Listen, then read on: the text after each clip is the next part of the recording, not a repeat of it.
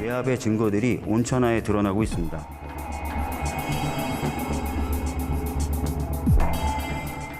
일방 처리한 것에 대해서 온 국민과 함께 규탄합니다.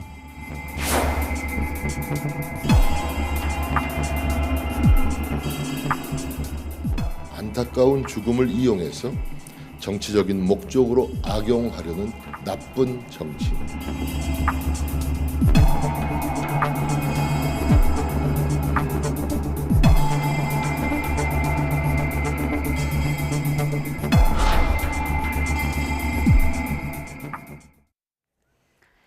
네, 뉴스업 시작합니다. 해병대 순직 사건 수사 외압 의혹을 규명하기 위한 특검법이 야당 주도로 국회 본회의를 통과했습니다. 국민의힘은 협치 파괴이자 입법 폭주라며 대통령에게 거부권 행사를 건의하겠다고 목소리를 높였습니다. 먼저 나희인 기자가 보도합니다. 지난해 9월 민주당 의원들이 발의한 최상병 특검법이 8달 만에 국회 본회의 문턱을 넘었습니다. 회의 직전까지 여야 합의를 주문했던 김진표 국회의장이 법안을 표결에 붙여달라는 야당의 요구를 결국 수용한 겁니다. 신속 처리 제도를 도입한 취지에 비추어 볼 때 이 안건은 21대 국회 임기 내에 어떠한 절차를 거치든지 마무리가 돼야 되기 때문에 상정된 특검법은 투표에 참여한 의원 168명 전원 찬성으로 가결됐습니다. 여당 의원들은 표결 자체에 반발해 회의장을 떠났고 초선 김웅 의원만이 유일하게 찬성표를 던졌습니다. 특검법은 지난해 여름 수해 현장에서 숨진 해병 순직 사건의 진상과 수사 과정에서 불거진 대통령실과 군의 외압 의혹을 특별검사의 전담 수사로 밝히자는 내용이 핵심입니다. 지난해 10월 야권 공조로 신속 처리 안건으로 지정돼 숙려기간 6개월을 거쳐 본회의에 자동 부의됐습니다. 최해병 사망 사건을 둘러싼 외압의 증거들이 온천하에 드러나고 있습니다. 사건의 진실을 밝히라는 것은 이번 총선 민심이기도 합니다. 국민의힘은 야당과 국회의장을 싸잡아 비난했습니다. 사전 통보도 없이 협치의 희망을 깨고 입법 폭주에 가담했다며 남은 21대 국회 모든 의사 일정에 협조할 수 없다고 선언했습니다.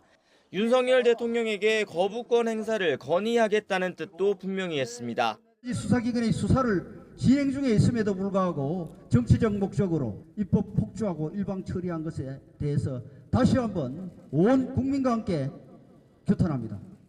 야당은 윤 대통령이 거부권을 행사할 경우 이번 달 말 21대 국회 마지막 본회의를 열어 재표결 절차까지 밟는다는 계획입니다. 거부권 정국이 반복되면 국민 저항에 직면할 거라고 경고했지만 이태원 특별법 합의로 모처럼 조성된 협치 분위기가 냉각되는 건 불가피해 보입니다. YTN 나인입니다.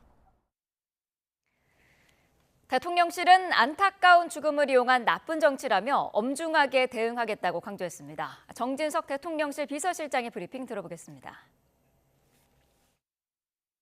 최상병 특검법을 의사 일정까지 바꿔가며 일방 강행 처리한 것은 대단히 유감입니다.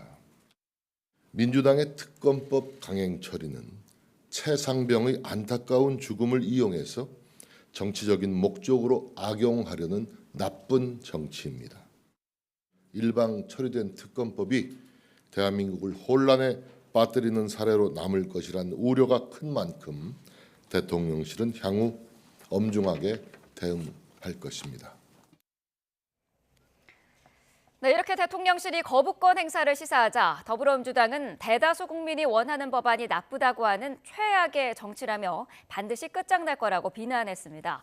박주민 원내수석부대표는 자신의 SNS에 대통령실의 입장을 보고 있자니 끓어오르는 분노를 감출 수 없다며 이같이 적었습니다. 한병도 의원도 대통령실과 국방부가 조직적으로 수사를 왜곡하고 사건을 은폐했다는 의혹의 진상을 밝히겠다는 것뿐인데 무슨 정치적 의도가 있다는 것이냐고 반문했습니다. 박성재 법무부 장관은 수사 결과를 보지도 않고 특검을 추진하는 건 전례 없는 일이라고 비판했습니다. 특검이 도입되면 수사를 중단하고 관련 기록을 모두 넘겨야 하는 공수처는 두 번째 핵심 피의자를 소환하면서 수사에 속도를 내고 있습니다. 신지원 기자입니다. 법무 정책 현장 방문 일정으로 대구를 찾은 박성재 법무부 장관은 경찰과 공수처에서 관련 수사가 진행되는 도중에 특검이 추진되는 건 전례 없는 일이라며 최상병 특검법을 비판했습니다. 현재 수사제도의 취지에도 맞지 않는 일이라고 지적했습니다. 수사 결과도 지켜보지 않고 바로 특검을 추진한다는 것은 그런 제도의 취지에 좀 잘 맞지 않는 것이 아닌가.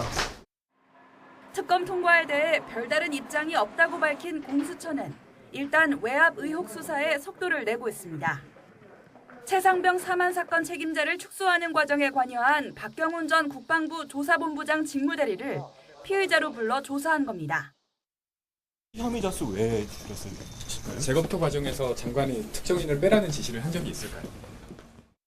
박 전 직무대리는 해병대 수사단이 8명의 법적 책임을 적시한 사건 기록을 국방부가 회수해 재검토한 뒤 혐의자를 2명으로 줄여 경찰에 다시 넘기는 과정에 관여한 의혹을 받고 있습니다.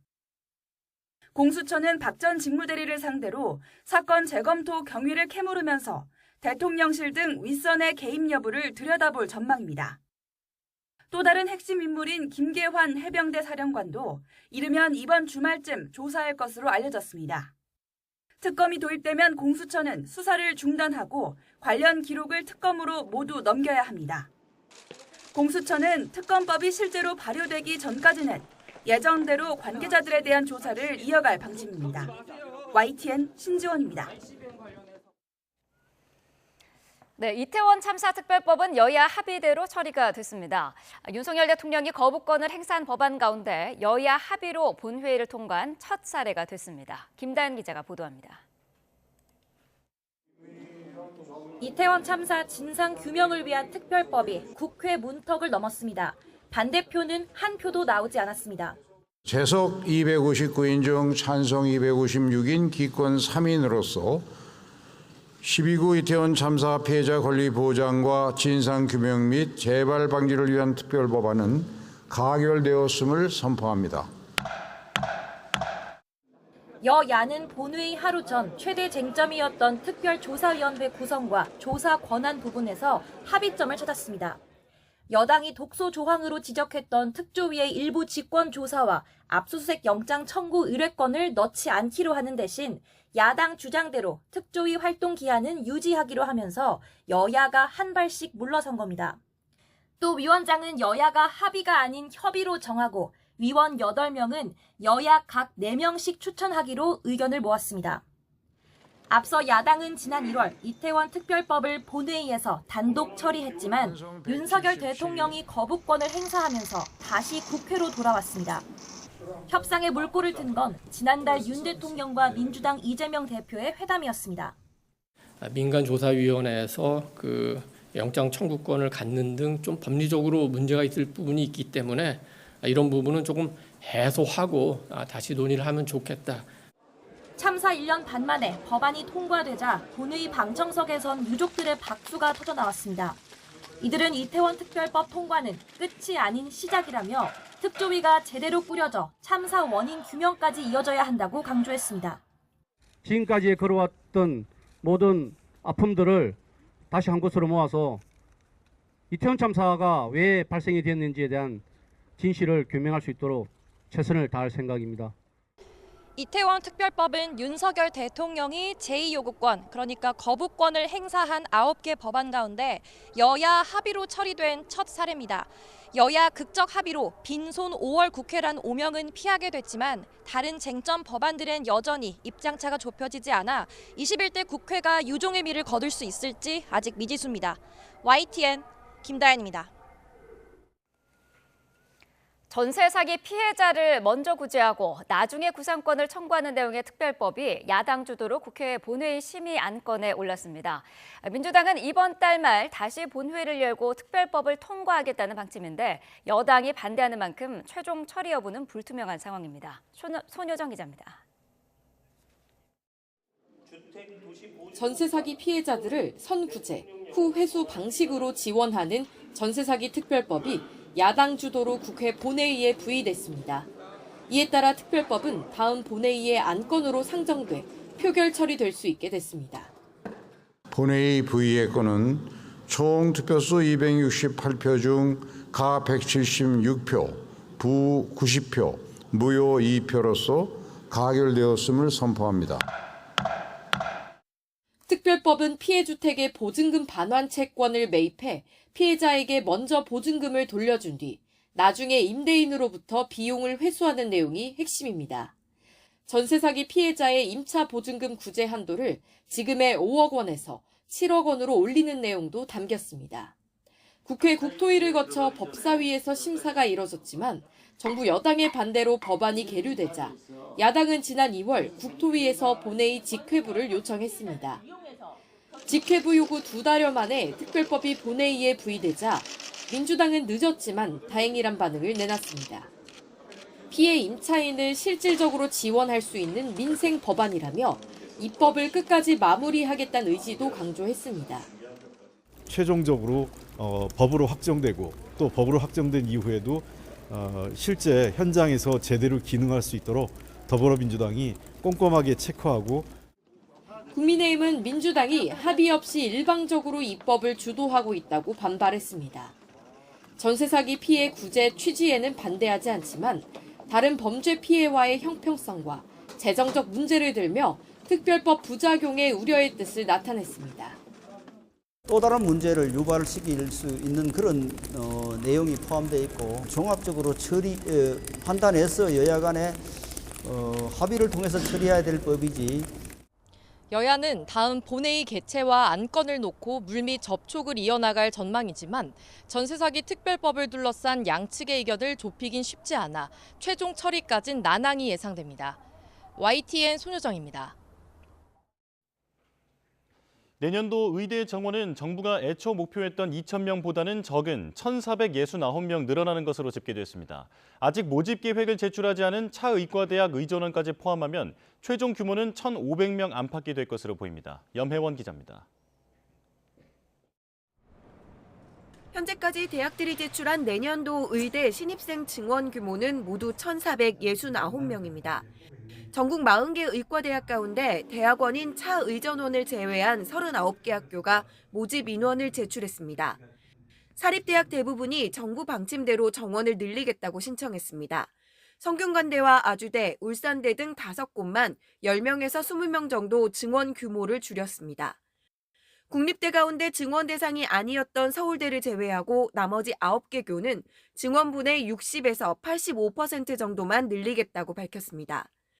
향후 차의전원이 증원분 그대로 신입생을 뽑을 경우 내년 의대 신입생은 최대 1,509명 늘어나게 됩니다. 애초 정부 계획보다 500명 정도 적은 수치입니다. 정부는 2026년도 신입생 모집 때 2,000명 증원을 다시 추진하기로 했습니다. 다만 의료계에서 과학적인 근거를 가지고 협상한다면 변동 가능성은 있다고 설명했습니다. 의료계에서 과학적이고 합리적인 단일안을 가져온다면 2026 학년도 이후에 증원 규모도 논의 가능하다고 하였습니다. 의대 증원의 마지막 변수는 법원 결정입니다.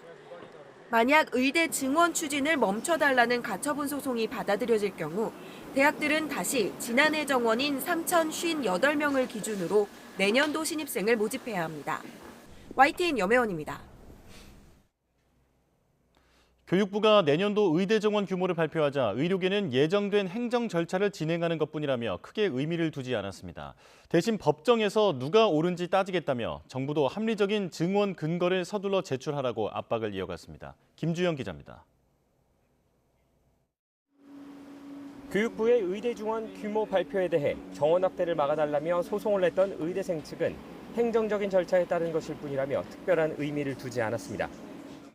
하지만 증원에 충분한 근거가 없다며 의대 시설 조사 결과 등 서울고법이 재판에서 요구한 자료를 서둘러 제출하라고 정부에 촉구했습니다. 의사들도 비슷한 분위기입니다. 이면택 신임 대한의사협회 회장은 YTN과의 통화에서 원점 재검토를 요구한 입장에서 변한 것이 없다며 정부와 협의 중인 것도 없다고 밝혔습니다.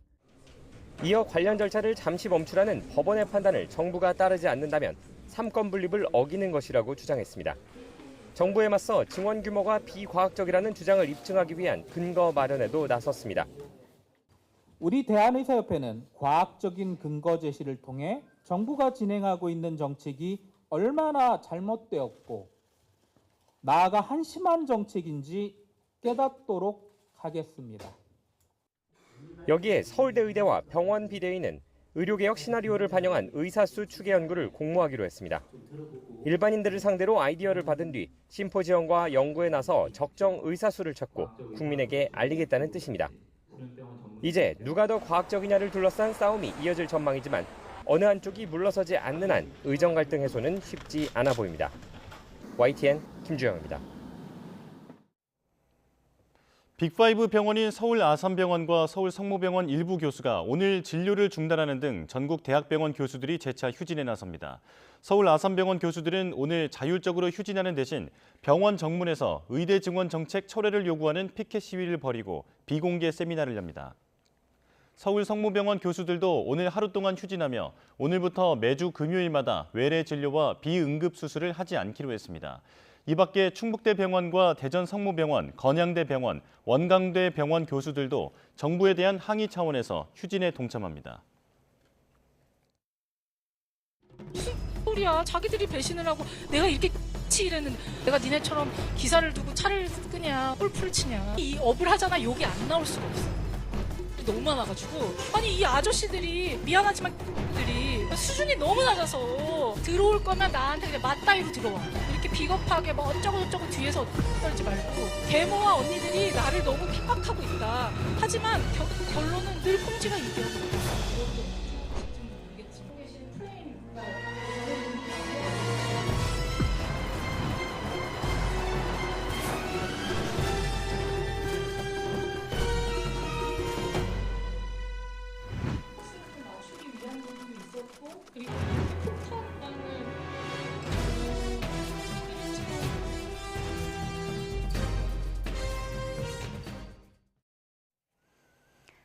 네, 어도어 민희진 대표가 하이브에 뉴진스 전속 계약 해지 권한을 요구했던 것으로 파악됐습니다. 하이브는 경영권 탈취 시도의 일환이라고 비판했는데 민 대표는 불합리한 간섭을 막기 위함이었다고 반박했습니다. 이경욱 기자입니다. 어도어 민희진 대표가 올해 초 하이브에 뉴진스 전속 계약 해지 권한을 요구했던 것으로 확인됐습니다. 전속 계약 해지는 이사회 동의를 거쳐야 하는데 대표이사 단독으로 이를 결정하게 해달란 겁니다. 당시는 하이브와 민 대표가 노예 계약 논란이 불거진 2주간 계약을 두고 갈등을 빚던 때인데 하이브는 무리한 요구로 판단해 거절 의사를 밝혔던 것으로 전해졌습니다. 하이브는 민 대표의 요구가 경영권 탈취를 위한 사전 작업이었다고 보고 있습니다. 실제 뉴진스의 계약을 해지해 어도어를 사실상 빈 껍데기로 만든 뒤 독립하거나 계약 해지 권한을 지렛대 삼아 하이브의 지분을 매각하도록 압박했을 수 있다는 겁니다. 민 대표 측은 즉각 반박했습니다. 하이브의 권한을 요청한 건 맞지만 경영권 탈취 시도와는 무관하다는 겁니다. 민 대표 측은 뉴진스 데뷔 과정에서 발생한 불합리한 간섭을 해결하고 독립적 레이블 운영을 위한 조처였다고 강조했습니다. 민 대표 측이 앞서 불거졌던 논란에 대한 추가 입장을 발표하며 진실 공방도 계속됐습니다. 하이브는 민 대표가 풋옵션 행사 시 30배 배수를 요구하는 등 과도한 주장을 해 주주간 계약 재협상이 무산됐다는 입장인데 민 대표 측은 추후 제작할 보이그룹의 가치까지 포함해 계산한 거라며 협상의 우선순위도 아니었다고 강조했습니다.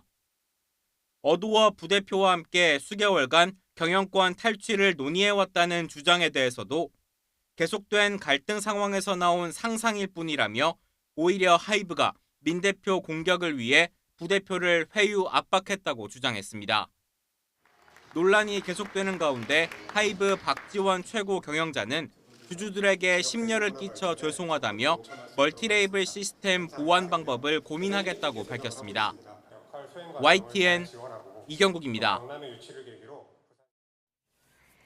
네, 진실공방으로 연예계를 뜨겁게 달구고 있는 뉴스 김도헌 대중음악 평론가와 함께 살펴보겠습니다. 어서 오십시오. 안녕하세요. 네. 자, 앞서서 봤습니다만 국내 대형 기획사 하이브와 자회사 레이블이죠. 어도어가 지금 대립 중입니다. 고소장과 기자회견 또 거기에 대한 반박문까지 계속해서 지금 논란이 이어지고 있는데 먼저 지금까지 상황을 좀 정리를 해주시죠. 네, 우선은 4월 22일부터 시작된 이제 네. 하이브와 어도어의 경영권 찬탈이라는 처음으로 이제 언론에 이슈가 되었고요. 네. 그 이후에 사실 계속해서 언론전이 계속 반복되면서 사실 사실관계에 관련해서는 굉장히 많은 이야기가 나오고 있고 지금 네. 이렇게 나오는 것처럼 굉장히 사안이 복잡합니다. 하루 걸러서 이슈가 등장하면은 그 다음날 또 다른 이슈가 등장하고 네. 반박에 반박이 등장하고 그리고 이제 4월 25일에 긴급 기자회견을 열어서 정말 네. 많은 분들이 민희진 대표의 기자회견에 대해서 굉장히 많은 의견을 내주셨고 네. 지금까지 이 상황이 이어지고 있습니다. 네. 자, 이렇게 양측이 공방을 계속 벌이고 있는 가운데 민희진 대표 측이 올해 단독으로요 하이브의 뉴진스 전속 계약 해지 권한을 요구했다. 이 부분이 또 논란이 되고 있는데 소속 가수의 전속 계약권이라는 게 어떤 의미인가요? 대부분 K-팝 기획사 같은 경우는 이제 소속 그룹이 이제 어느 정도의 계약 기간을 두고 이제 네. 활동을 하는 경우가 많습니다. 그래서 중도에 사실 계약을 해지한다는 것은 굉장히 드문 사례라고 볼 수 있고요. 그래서 네. 소속 가수의 전속 계약권 해지를 요구했다는 것은 사실 이제 많은 분들이 이제 언급하시는 이제 경영권 찬탈이나 아니면 이제 뉴진스의 독립 뭐 이런 여러 가지 이슈에 대해서 뭔가 의심을 실어주는 하나의 정황이 될 수 있다. 이렇게 말씀드릴 수 있겠습니다. 그렇다면 원래대로라면 전속 계약 해지를 민희진 대표가 단독으로 할 수가 없는 건가요? 그렇죠. 원래는 이제 하이브라는 모 레이블이 있고 그리고 네. 그 산하의 자회사인 어도어 레이블이 있기 때문에 네. 그리고 보통은 사실 전속 계약을 중도에 해지하는 경우는 정말 K-팝 기획사 그리고 그룹의 역사에서는 그렇게 많지 않다라고 말씀드릴 수 있을 것 같습니다. 네. 자, 하이브는 그 부분에 대해서요. 지금 민 대표 측이 그 문자 메시지죠. 여기에서 어도어는 빈 껍데기가 된다라는 그 대화와 맥락이 같다. 그러니까 경영권 탈취 시도다. 이렇게 지금 보고 있는 거죠. 사실 근데 경영권 탈취라는 단어가 좀 모호한 면이 있습니다. 네. 왜냐하면 이제 모회사 자회사 관계고 왜냐하면 어도어 레이블의 경영 자체는 민희진 대표가 지금 진행을 하고 있거든요. 네. 그래서 이제 그 문자 메시지와 여러 가지 내용들을 봤을 때 지금 논란이 되는 것은 그렇다면 이 남은 이 주식 이 부분을 어떤 식으로 가져갈 것인가 사실 그 부분에 대해서 업무상 배임이 적용되느냐 되지 않느냐의 사실 논란이기 때문에 네. 경영권 탈취라는 단어 자체가 사실 좀 최근에 굉장히 모호하게 사용되는 경향이 있습니다.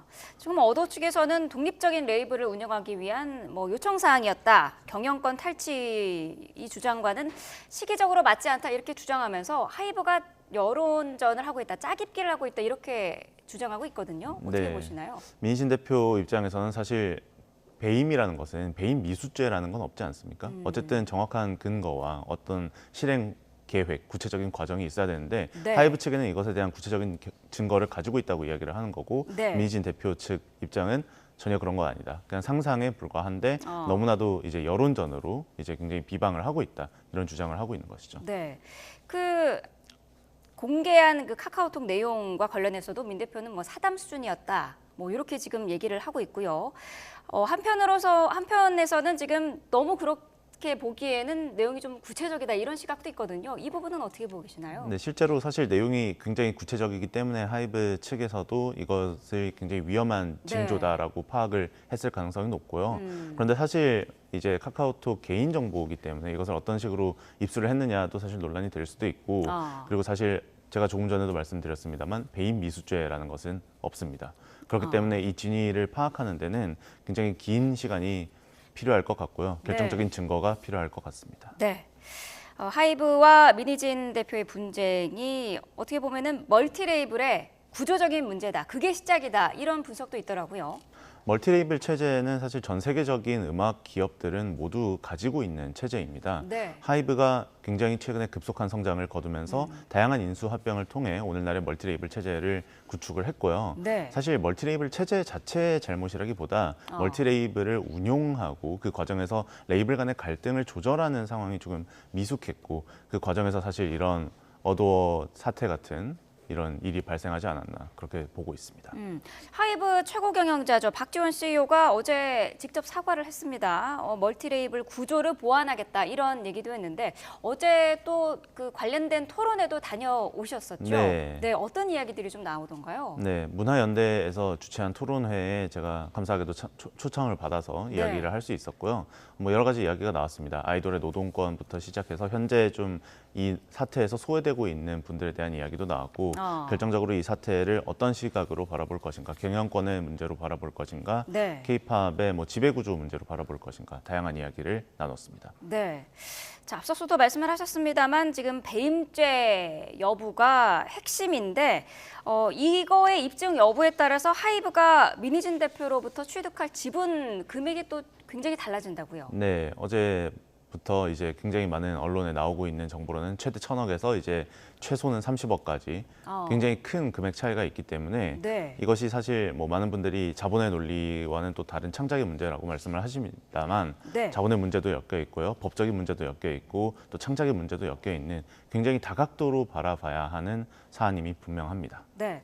어쨌든 이 지금 사태가 우리 K-팝 전체에 지금 굉장한 논란을 불러일으키고 있는데 이 두 측이 양측이 접점을 이룰 가능성은 있을까요? 사실 이렇게까지 큰 이런 비방전과 여론전 사이에서 민희진 대표의 기자회견 정말 많은 분들이 충격을 받지 않았습니까? 네. 사실 그렇게 공식적인 자리에서 감정을 표출했다는 것은 과연 화해의 가능성이 있을까를 고민하게 되지만 하지만 한편으로는 이제 K-팝의 뭐 여러 가지 장래와 그리고 하이브와 어도어 그리고 뉴진스라는 그룹의 장래를 생각해 봤을 때 극적으로 타결을 하는 것이 아무래도 가장 좋은 그림이라고 저는 생각을 하고 있습니다. 네. 자, 이렇게 공방전에 하이브는 휩싸이고 있는데 이런 가운데 올해 1분기 실적이 발표됐는데요. 많이 감소했습니다. 12.1%가 감소를 했는데 이 부분은 어떻게 봐야 될까요? 하이브는 사실 방탄소년단에 굉장히 많은 지분을 차지하고 있는 회사거든요. 네. 방탄소년단 멤버들이 이제 군 입대를 하면서 사실 단체 활동이 없어졌고 개인별 활동은 있었습니다만 어쨌든 방탄소년단이라는 그룹이 하이브의 전체 매출에 굉장히 큰 역할을 차지하고 있다는 것이 다시 한번 입증이 됐고요. 근데 상황에서도 사실 뉴진스나 뭐 투모로우바이투게더, 세븐틴 같은 그룹들이 선방을 했기 때문에 사실 지금 많이 실적이 감소하긴 했습니다만 이제 방탄소년단 멤버들도 제대를 하고 이제 그룹 활동이 재개되면은 실적은 다시 돌아올 것이라고 보고 있습니다. 이런 가운데 지금 BTS 팬들이 굉장히 많이 화가 났다고 해요. 트럭 시위도 벌이고 근조화까지 보냈다고 하는데 이거는 어떤 얘기인가요? 사실 방탄소년단 팬분들뿐만 아니라 하이브 레이블에 소속된 아티스트들을 응원하는 팬분들은 하이브라는 기업 자체에 굉장히 좀 불만이 많습니다. 과거부터 사실 좀 팬들과의 소통 그리고 뭐 가수 매니지먼트 그리고 컴백 주기 여러 가지 관련해서 논란이 많았고요. 그래서 민희진 대표의 기자회견이 사실 대중에게 많은 공감을 얻고 있는 것은 그만큼 큰 분노, 좀 내재돼 있던 분노를 터뜨렸다. 그렇기 때문에 사실 이런 방탄소년단 팬들 입장에서는 당연히 그런 의견 표출을 하실 수 있다고 생각합니다. 네. 자, 또 다른 연예계 핫 이슈가 어제 또 있었습니다. 카카오와 SM 엔터테인먼트의 기업 결합 소식인데 1년 전에 카카오가 SM을 인수를 했는데 승인이 이제 난 거예요. 왜 그렇게 길어진 건가요? 사실 지난해 SM 인수전도 굉장히 큰 화제와 논란을 불렀고요. 그 과정에서 하이브가 주식을 이제 취득을 했다가 뭐 매각을 하다가 여러 가지 정말 복잡한 사안들이 많지 않았습니까? 그리고 사실 카카오 엔터테인먼트 같은 경우는 이제 스트리밍 플랫폼인 멜론을 보유하고 있고요. SM 엔터테인먼트 같은 경우도 이제 음원 시장의 강자이기 때문에 인수합병을 진행했을 때 이것이 독과점이 될 수 있다는 우려가 굉장히 컸고 그 과정에서 이제 1년간의 심사 과정을 거쳐서 이제 어제 승인이 난 것으로 보고 있습니다. 이게 지금 수직 결합이라고 하더라고요. 두 기업의 결합이 어떤 의미를 가지고 있다고 보십니까? 사실 카카오 엔터테인먼트가 처음에 SM을 인수한다고 이야기가 들었을 때 사실 이것이 승인이 나지 않을 수도 있다라는 이야기가 많았거든요. 왜냐하면 말씀하셨던 것처럼 수직적인 결합이고 각자의 영역에서 사실 국내 최고를 달리고 있는 기업이기 때문입니다. 그래서 사실 이제 승인이 났기 때문에 앞으로 카카오 엔터테인먼트와 SM 엔터테인먼트가 어떤 시너지 효과를 발휘할지 계속 지켜봐야겠죠. 네, 말씀하신 것처럼 지금 음원 공룡이 탄생하게 되는 그런 과정인데 그래서 공정위는 시장 경쟁을 제한할 우려가 있다. 그러면서 승인하는 대신에 조건을 몇 가지 걸었다고 해요. 네, 맞습니다. 이제 음원 스트리밍 플랫폼인 멜론에 예를 들면 SM 엔터테인먼트의 음원을 먼저 공개를 한다거나 이런 사안들이 지금 현실로는 가능할 수도 있거든요. 그래서 지금 조건부 승인 조건을 보면은 네. 경쟁 음원 플랫폼 카카오의 음원 공급 요청할 경우에는 정당한 이유 없이 거절하거나 중단, 지연 행위를 금지한다. 네. 이런 사항들을 넣어야 사실 음원 시장에서 어느 정도의 공정성을 가져갈 수 있는 것이죠. 점검도 굉장히 구체적으로 하겠다, 점검 기구를 구성하겠다 이런 이야기도 있는데 어떻게 점검한다는 건지도 궁금합니다. 사실 이것을 점검한다는 것은 모니터링을 계속 꾸준히 하는 방법밖에 없다고 생각을 합니다. 네. 어떤 식으로든 사실 음원 스트리밍 플랫폼과 음원 업계의 공존은 이제 이루어질 수밖에 없습니다. 하지만 그것이 시장을 교란할 정도의 어떤 과도한 마케팅이나 바이럴이 이루어진다면 사실 그 부분에 대해서는 계속해서 이제 지켜봐야 되는 문제고요. 그런데 사실 이런 모니터링에 대해서 어느 정도 노하우와 역사가 많이 갖춰져 있지 않기 때문에 지금부터 네. 어떤 식으로 대안을 찾아갈지 모두 고민을 해봐야 될 시점입니다. 네, 음원 플랫폼은 사실 여러 가지가 많은데 그중에서 멜론의 영향력이 상당한가 봐요. 사실 국내 스트리밍 플랫폼은 멜론이 아직까지도 큰 영향력을 행사하고 있고요. 네. 지금은 사실 유튜브 뮤직에 밀려서 굉장히 많은 지분을 잃어버리게 되었습니다만은 불과 10년 전까지만 해도 멜론 차트가 한국 가요를 대표하는 차트로 인정받던 시기가 있었고 네. 지금까지도 사실 그 쌓아온 노하우와 여러 가지 데이터 정보들은 쉽게 무시할 수 있는 정도가 아닙니다. 그 멜론의 최신 음악 이 부분에 음원이 노출되냐 마냐에 따라서 실제로 성적이 많이 달라지나요?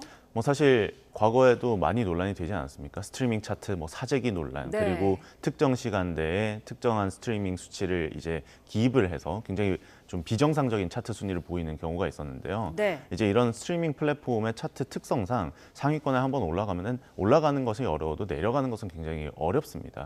그래서 한번 각인이 되고 나면은 계속해서 반복 재생이 되기 때문에 네. 아무래도 그런 점에 있어서 최신 음원 노출에 대해서 굉장히 우려를 표하고 여러 가지 사항들을 걸어놓은 것으로 보고 있습니다.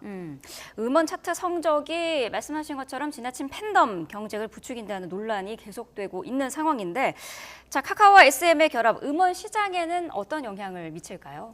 우선은 음원 스트리밍 플랫폼 멜론에서 SM 엔터테인먼트가 조금 더 활용할 수 있는 여지가 많이 늘어났다고 생각을 합니다. 네. 그리고 사실 카카오 엔터테인먼트가 뭐 음원 스트리밍 플랫폼뿐만 아니라 다양한 콘텐츠 사업도 진행하고 있기 때문에 네. SM 엔터테인먼트와의 공조가 또 기대가 되고요. 그런데 한편으로는 사실 지금 음원 스트리밍 플랫폼 그리고 음악 시장이 무한 경쟁 시대이기 때문에 단순히 이제 인수합병을 했다를 넘어서서 뭔가 네. 새로운 가능성, 새로운 대안을 찾아가야 될 시점이라고 생각합니다. 네, 알겠습니다.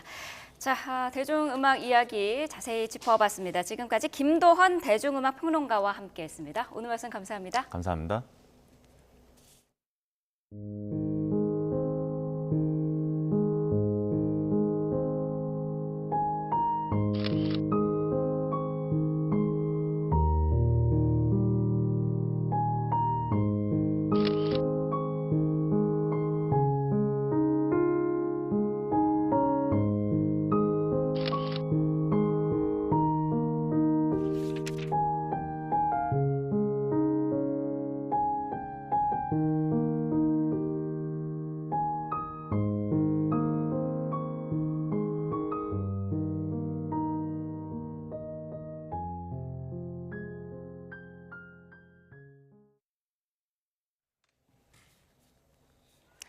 네, 러시아가 유엔 대북 제재를 무시하고 북한에 정제유를 대량으로 공급한 사실이 미국 백악관이 공개했습니다. 국무부는 이달 안에 신규 제재에 나서겠다며 한국과 일본, 유럽연합 등과 공조하고 있다고 밝혔습니다. 워싱턴에서 권준기 특파원입니다. 지난달 7일 러시아 보스토니치 항을 찍은 위성 사진. 북한이 석유 밀수에 사용하는 백양산 1호가 포착돼 북러 간 석유 거래가 의심됐습니다. 미국 백악관은 브리핑을 열어 러시아가 북한에 정제유를 실어보낸 게 맞는다고 확인했습니다.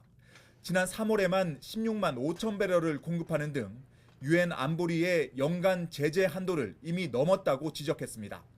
Russian shipments have already pushed DPRK imports above the 500 barrel annual cap mandated by the UNSC. 백악관은 북한의 탄도미사일과 러시아의 석유가 반대급부일 가능성에 주목했습니다. 또 북한과 러시아 항구의 근접성을 고려하면 이런 거래는 무한정 이어질 수 있다고 우려했습니다. 러시아가 북한 제재를 감시하는 유엔 전문가 패널을 해체한 것도 북러 간 검은 거래가 배경이라고 비판했습니다. By disbanding the panel of experts, Russia is also attempting to obscure its violations of binding Security Council resolutions at the risk of emboldening Pyongyang to take increasingly aggressive and provocative actions. 미국 국무부는 북러 간 정제유 거래를 겨냥한 새로운 제재안을 이달 안에 내놓겠다고 밝혔습니다. 특히 새로운 제재는 미국 독자 제재 차원이 아니라 한국, 일본, 유럽연합, 호주 등과 공조를 통해 이루어질 거라고 국무부는 설명했습니다. 워싱턴에서 YTN 권준기입니다. 네, 우리 공관원을 겨냥한 북한의 테러 준비 징후가 입수돼 정부가 주 베트남 대사관 등 5개 제외공관 대상 테러 경보를 2단계 상향 조정했습니다.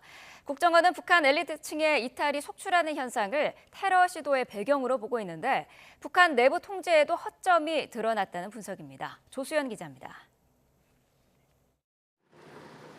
정부가 5개 제외공관을 대상으로 테러 경보를 관심에서 경계로 2단계 상향 조정했습니다. 대상 제외공관은 주 베트남, 캄보디아, 라오스 대사관, 주 선양, 블라디보스토크 총영사관입니다. 최근 정보당국이 우리 공관원에 대한 북한의 위해 시도 첩보를 입수한 데 따른 조치입니다. 국정원은 북한이 중국과 동남아, 중동 등지에서 우리 공관원이나 국민 대상으로 테러를 준비 중인 징후를 다수 입수했다고 밝혔습니다. 북한은 요원들을 파견해 한국 공관 감시를 확대하고 테러 목표물로 삼을 우리 국민을 물색하는 등 구체적인 활동을 전개한 것으로 파악됐습니다. 국정원은 북한 체제의 회의를 느낀 엘리트층의 탈북 증가를 테러 시도 배경으로 분석했습니다.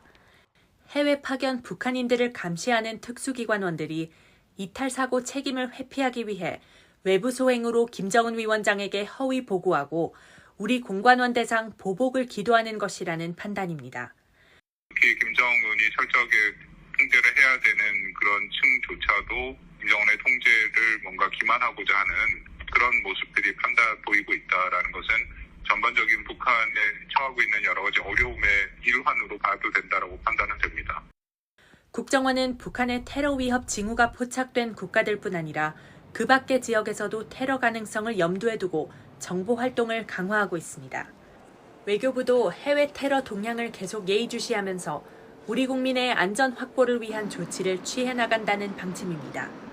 테러 경보는 관심, 주의, 경계, 심각 등 4단계로 구분되며 이 가운데 이번에 발령된 경계는 테러 발생 가능성이 농후한 상태에 해당됩니다. YTN 조수연입니다.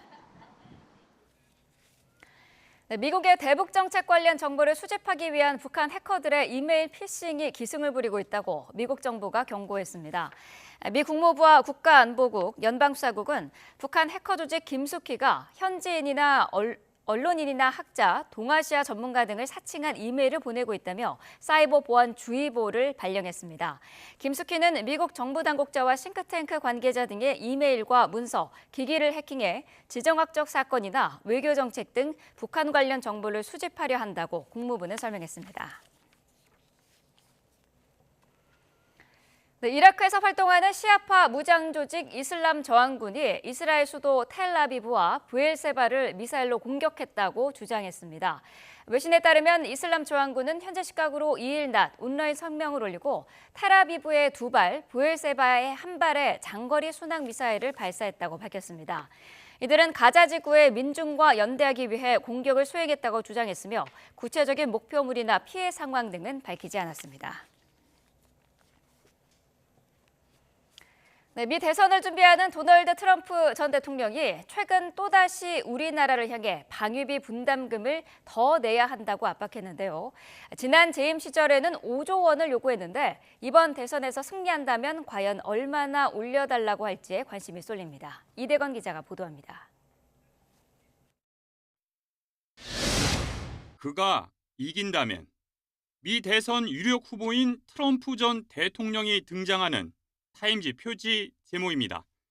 트럼프는 이번 인터뷰에서 주한미군 숫자를 틀리게 말했지만 예전 재임 시절과 다르지 않은 건 한국을 향한 방위비 분담금 인상 압박입니다.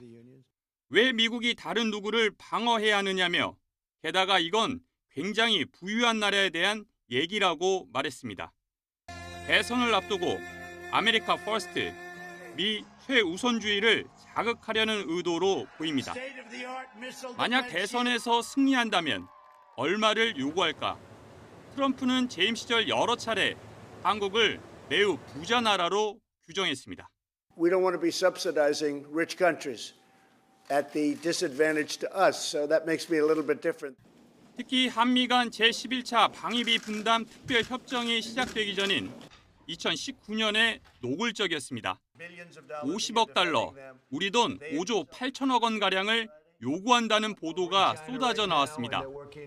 이전 분담금 1조 389억 원과 비교해 5배 이상 올린 규모입니다.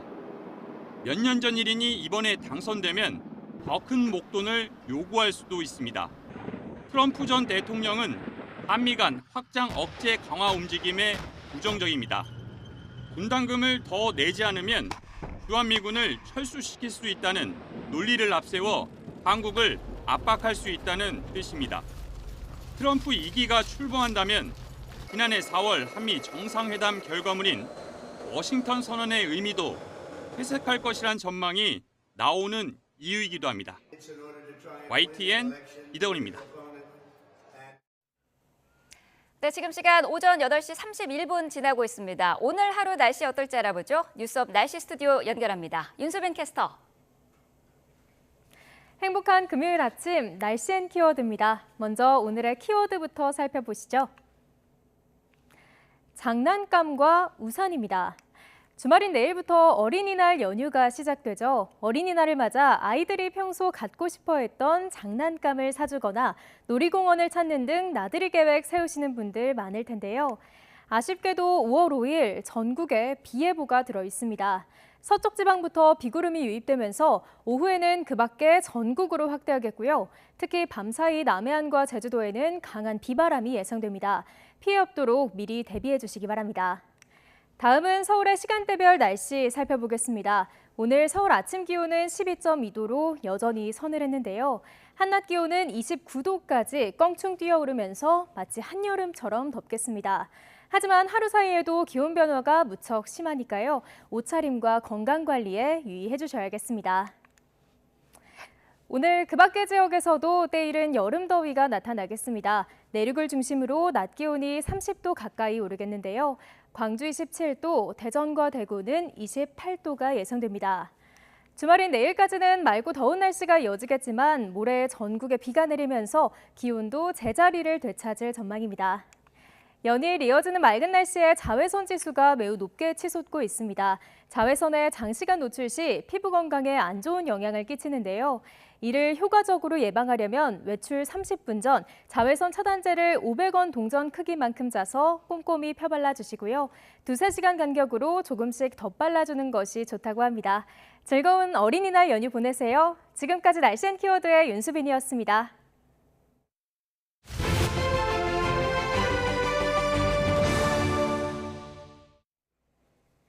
(5월 3일) 뉴스업 오늘의 주요 일정 정리해드립니다.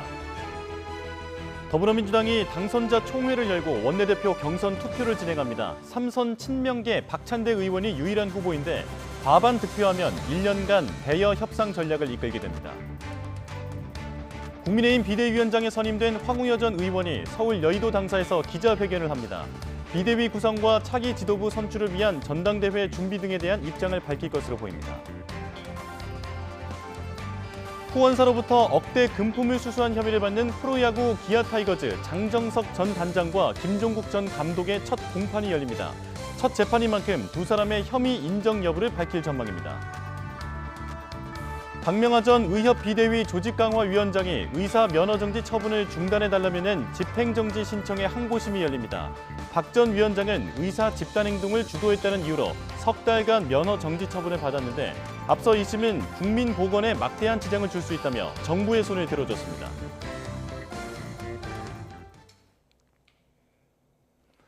어제 저녁 전북 전주시 재활용 처리장에서 가스 폭발 사고가 일어났습니다. 음식물 쓰레기 배관을 교체하는 작업 도중 가스가 터졌는데 작업자 5명이 전신에 화상을 입고 병원으로 옮겨졌습니다.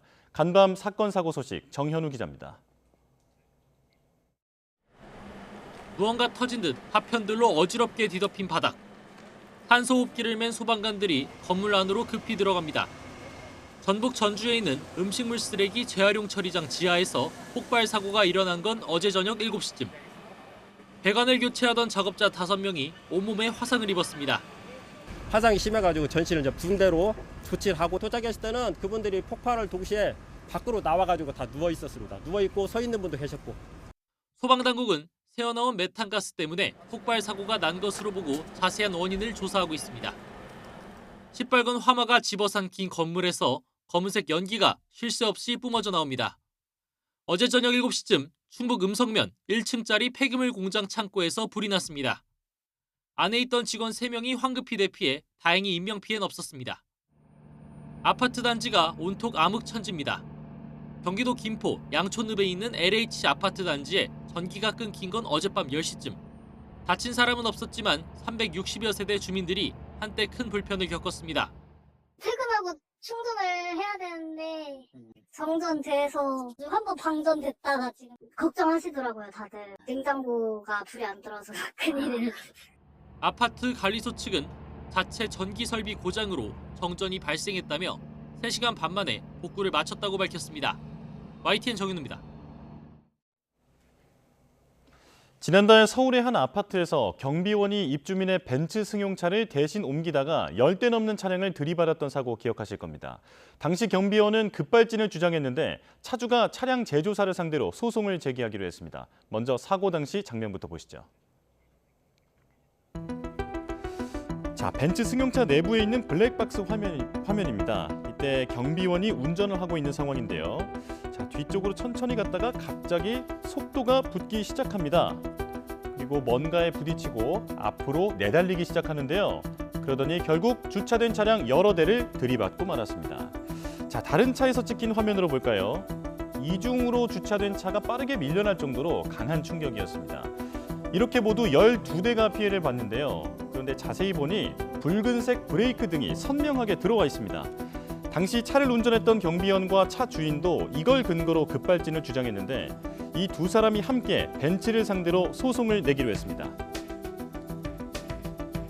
이 상황을 뭔가 합리적으로 설명해 줬어야 되는데 모든 게 입증 책임이 소비자에 있다 보니까 제가 할 수 있는 일은 없었습니다. 그리고 이런 일은 저뿐만 아니라 여기 있는 기자분들도 일어날 수 있는 사항이었고, 그래서 이거는 뭔가 좀 선례를 한번 만들어야 되겠다. 벤츠 독일 본사와 한국 법인이 소송 대상인데 3억 원 정도가 될 전망입니다. 이들은 차량 내부 장치들의 결함 때문에 브레이크를 밟았는데도 차량이 앞뒤로 돌진해 사고가 났다고 주장했는데요. 또 경비원의 신체적 정신적 상해는 물론 피해 차량의 수리비까지 벤츠가 부담해야 한다고 지적했습니다. 급발진을 입증하기 위해 차량 내부에 저장된 데이터의 증거 보전 신청도 진행한다는 계획입니다. 이런 내용을 알리는 기자회견 자리에 참석한 경비원은 급발진을 주장하면서 꼭 진실을 밝혀야 한다며 눈물을 보이기도 했습니다. 12대 가가 이 차를 누가 책임을 질 것입니까? 차주나 저나 너무 억울합니다. 진실을 꼭 밝혀주십시오. 우리는 누구나 참담합니다. 한 양복점에서 소비자가 주문한 원단보다 저렴한 천으로 옷이 만들어진 사실이 드러나 경찰 수사가 진행되고 있습니다. 원단을 바꿔친 주체가 누군지를 놓고 양복점 측과 전 직원은 서로 다른 주장을 하고 있는데 소비자들은 환불 통보를 받기 전까진 피해 사실을 까맣게 몰랐습니다. 김희영 기자입니다. 재작년 서울 한 양복점에서 예복을 맞춘 A씨는 지난달 황당한 전화를 받았습니다. 원래 주문한 영국산 원단보다 저렴한 천으로 양복이 만들어졌다는 내용이었습니다. 옷 살 때는 100여만 원을 환불받았지만 찜찜함은 계속 남습니다. 결혼식 때 특별한 날을 맞이하기 위해서 그렇죠? 이제 좀 좋은 원단을 골라가지고 이제 이런 정장을 맞춘 건데 전 이미 결혼식을 다 치른 사람 입장에서는 이게 돌이킬 수 없는 거잖아요. 결혼 박람회에서 같은 양복점을 알게 된 다른 소비자도 1년 반 만에야 원단이 바뀌었다는 통보를 받고 100여만 원을 돌려받았습니다. 이처럼 해당 양복점에서 원단이 바뀌었다고 통보받은 소비자는 30여 명. 양복점이 밝힌 환불 규모만 3천여만 원입니다. 솔직히 일반 소비자들 같은 경우는 알 방법이 없죠. 그렇게 해서 대놓고 속이면은 솔직히 알 방법은 없죠. 이쪽에 전문가가 아닌 이상. 현재 양복점 대표는 사기 혐의로 고발돼 경찰 수사를 받고 있습니다. 고발은 양복점에서 일하다 그만둔 직원이 했는데 이 직원은 업주가 원단을 바꿨고 피해 소비자도 더 있을 거라고 주장합니다. 그러나 양복점 측의 입장은 정반대입니다. 원단 바꿔치기는 해당 직원이 퇴직 전에 몰래 벌인 일인데 횡령 혐의 등으로 고소한 데에 앙심을 품고 책임을 떠넘기려 한다고 주장하고 있습니다. 경찰은 환불을 해줬더라도 사기 혐의는 성립될 수 있다고 보고 정확한 사실관계와 추가 피해자가 있는지 등을 수사하고 있습니다. 더 큰 문제는 원단 바꿔치기를 주도한 게 누구든 소비자들은 통보를 받기 전까진 피해 사실을 까맣게 몰랐다는 점입니다. 그 전에 그냥 촉감만으로 원단을 선택한 거기 때문에 그 어느 정도 기간이 지났을 때는 그거를 정확하게 비교하기가 쉽지가 않거든요. 전문가들은 옷의 원단 정보가 반드시 적히도록 요청하거나 주문할 때 원단 견본을 확보했다가 완성되면 비교해보는 게 방법일 수 있다고 조언합니다. YTN 김희영입니다. 부산항에 정박 중인 선박을 상대로 해경에 신고하겠다고 협박해 돈을 뜯어낸 폭력 조직원들이 무더기로 경찰에 적발됐습니다. 해경 조사가 이루어지는 동안 선박 업무가 지연되는 점을 노린 건데 조직원들은 마약 거래에도 손을 댄 것으로 드러났습니다. 차상은 기자입니다. 부산항에 정박 중인 선박 위로 한 무리의 남성들이 오갑니다. 이들이 노린 건 다른 배에 연료를 공급하는 급유선. 판매하고 남은 기름을 빼돌리는 거 아니냐며 접근해 돈을 주지 않으면 해경에 신고하겠다고 협박하는 모습입니다. 해상유를 판매하는 피해자들은 불법을 저지르지 않았는데도 속수무책으로 당할 수밖에 없었다고 말합니다. 신고를 하게 되면은 또 그 신고하는 업체를 또 집중적으로 또 보복을 하니까 보복이 두려워서 이제 신고를 못 하는 거죠. 부산항에서 활동하는 50대 A씨 일당 등 2개 폭력 조직은 지난 2020년 11월부터 지난해 6월까지 해상유 판매업자와 선주들을 협박해 3억 원을 챙긴 것으로 드러났습니다. 부산항이 내려다 보이는 곳에 사무실을 차리고 범행 대상을 물색하는 치밀함을 보였습니다.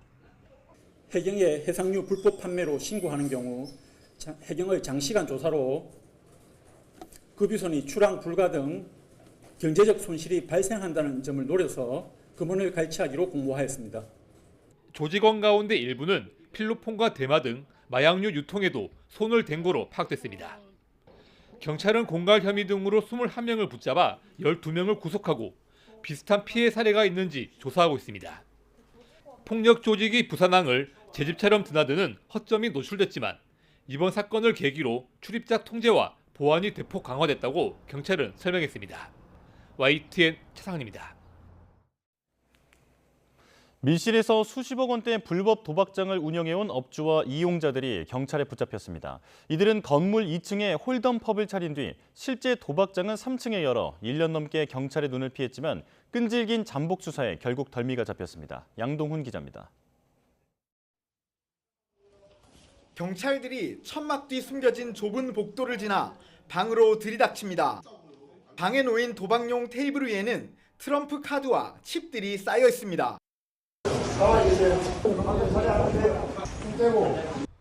충남 천안시 서북구의 한 상가 건물에서 불법 도박장을 운영한 일당이 경찰에 붙잡혔습니다. 지난해 3월부터 1년여에 걸쳐 판당 최대 수백만 원이 오가는 도박이 벌어졌는데 확인된 판돈만 27억 원이 넘습니다. 운영자들이 수수료 명목으로 챙긴 돈은 3억여 원에 이르는 거로 조사됐습니다. 이들은 건물 2층에 정상적인 업체인 것처럼 홀덤펍을 차려놓고 실제로는 위층에 숨어 불법 도박을 벌였습니다.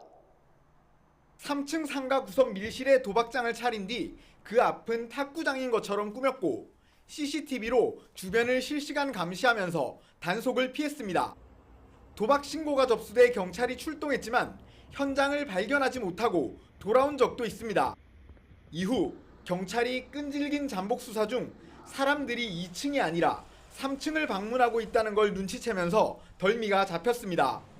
경찰은 도박장 업주인 40대 남성 등 2명을 구속하고 직원 4명과 도박 참가자 6명은 불구속 입건해 수사하고 있습니다. 2,800만 원 정도 그 금고에 보관하고 있던 것을 제가 압수했으며 운영자 한 명이 외제차를 소유해서 현금으로 샀다는 진술을 확보하고 저희가 기소적 몰수할 예정입니다. 경찰은 계좌 분석을 통해 도박에 참여한 혐의가 포착된 120여 명에 대해서도 수사를 이어갈 방침인데 이들 중에는 전문직 종사자나 공무원도 포함된 거로 전해졌습니다. YTN 양동훈입니다. 수도권 일대에서 오피스텔 등 주택 수백 채를 무자본 갭 투자로 사들인 뒤 100억 원이 넘는 전세 보증금을 가로챈 일당이 경찰에 붙잡혔습니다.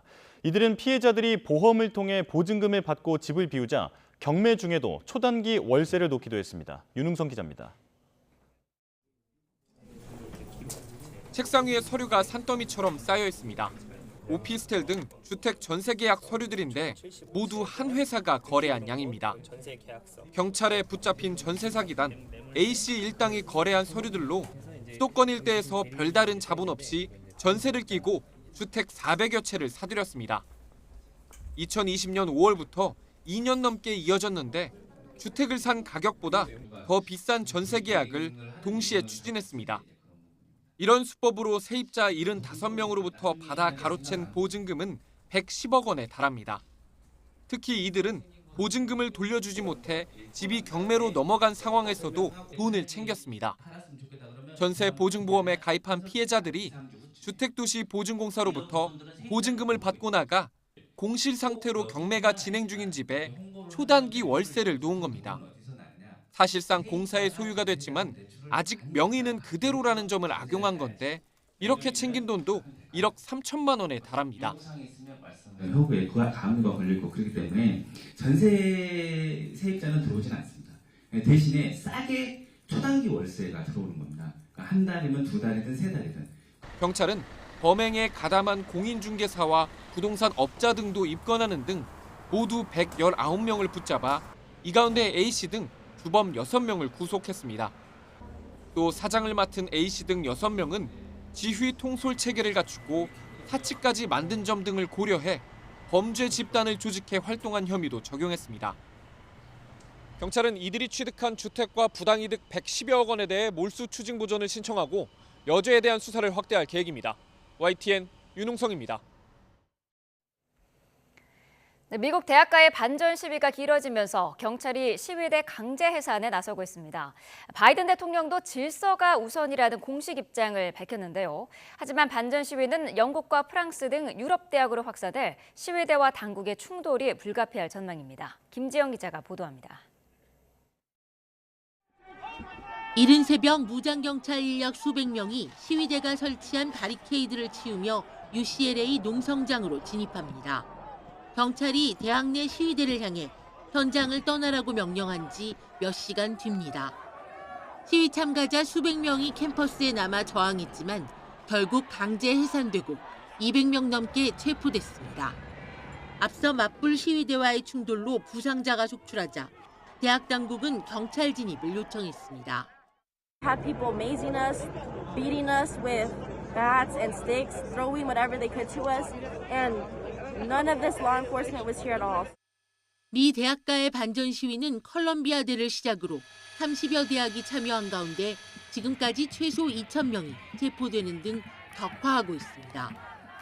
이와 관련해 조 바이든 미국 대통령은 표현의 자유를 존중하지만 폭력 시위는 허용하지 않겠다는 공식 입장을 내놨습니다.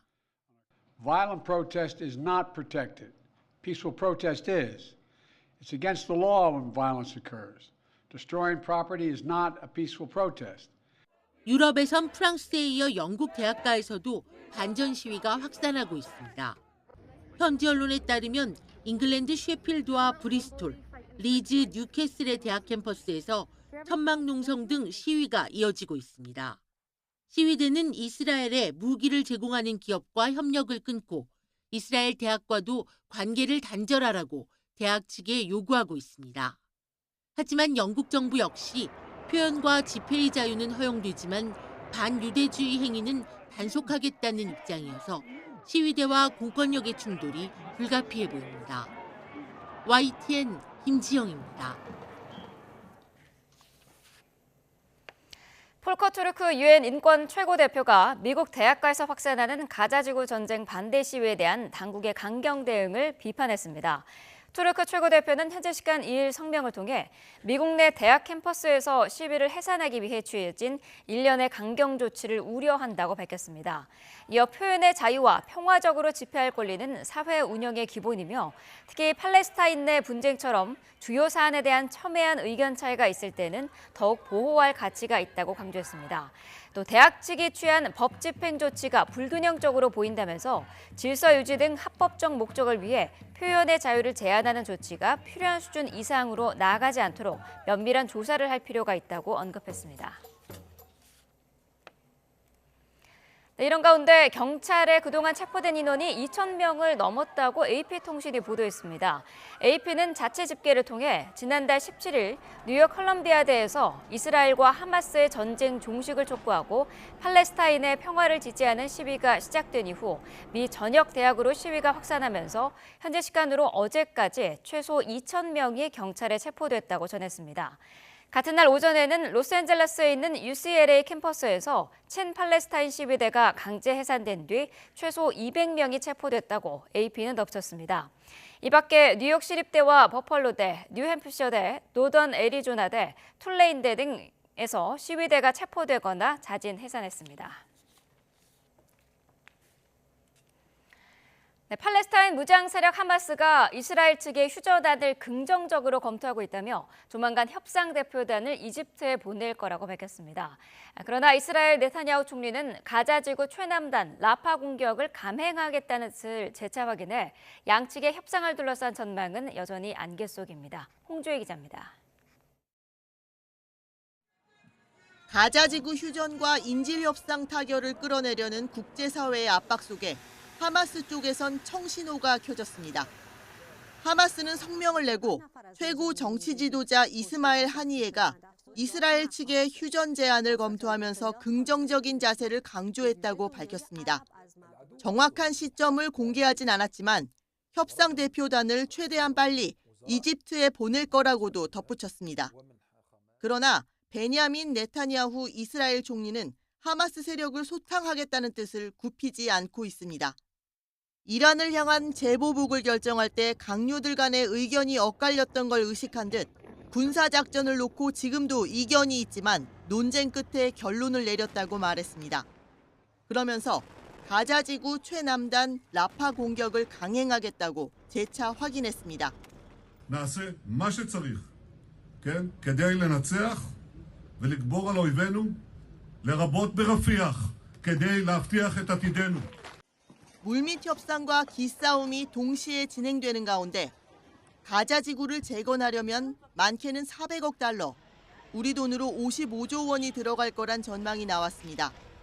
유엔 개발계획 UNDP는 가자지구가 제2차 세계대전 이후 겪어본 적 없는 수준으로 초토화됐다며 이같이 추산했습니다. عندما نتحدث عن اقتصاد غزة يعني يكاد يفقد تقريبا 30% من ناتجه المحلي وهذا رقم أيضا كبير للغاية. إجمالي الدمار 72% من كل الأبنية السكنية دمرت.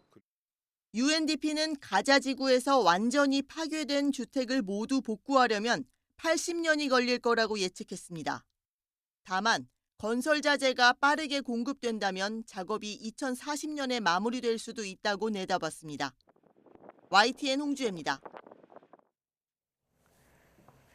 우크라이나의 전략적 요충지인 오데사가 이번 주에만 3번째 러시아의 공습을 당했습니다. 오는 9일 러시아 전승절을 앞두고 공세가 더욱 거세질 전망입니다. 신웅진 기자가 보도합니다. 우크라이나 남부 항구 도시 오데사가 또 러시아의 미사일 공격을 받았습니다. 우편 관련 시설이 폭격을 당하면서 직원 등 14명이 다쳤습니다. 러시아의 공습은 이번 주 들어서만 벌써 3번째. 러시아는 지난달 29일 해리포터 성으로 불리는 곳을 공격했고 1일에는 비인도적 무기인 집속탄까지 사용해 사망자가 여러 명 나왔습니다. 오데사가 중요한 수출 항이긴 하지만 이처럼 잦은 공격은 러시아 총공세의 일환으로 보입니다. 러시아는 최근 우크라이나 동부 도네츠크 지역에서 여러 마을을 점령하는 등 신속하게 진격을 거듭하고 있습니다. 미국이 지원한 무기가 본격적으로 배치되기 전까지가 기회라고 보고 공세를 강화하는 것으로 분석됩니다. БК, звісно, нехватка. Якщо порівнювати первоначально, що ми могли пуляти по сотні в день, то зараз це просто 30 – це розкош. 우크라이나는 동맹국들의 지원을 받아 위기를 넘기겠다는 전략인데 다음 달 스위스에서 열릴 정상회담에 공을 들이고 있습니다. Також максимально активно працюємо для того, щоб на саміті було якнайбільше лідерів та країн. І це принципово.